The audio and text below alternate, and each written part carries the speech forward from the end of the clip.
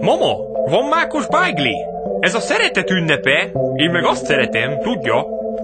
Hogy lenne, mikor a hudálekék eltörték a mágdarálom tekerőjét? A buzik.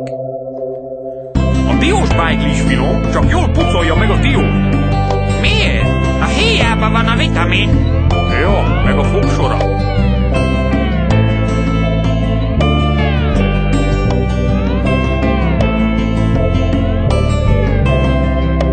Kis kalácsom, nagy kalácsom, eltörték a mágdarálom. Ki eltörte, vegyen újat, ne húzzon az velem újat. Jaj, de szép a töltött pulyka, nálunk meg csak farhát futja.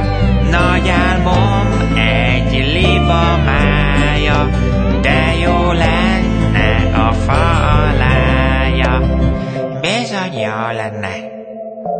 Mama, meggyújthatok egy csillagszarót? Nem, a régieket kend a fagyúval. Jó az még? Ó, bőrfoci helyett meg jó a disznóhólyag, nem? Honnan tudtad? Ott van a fa alatt.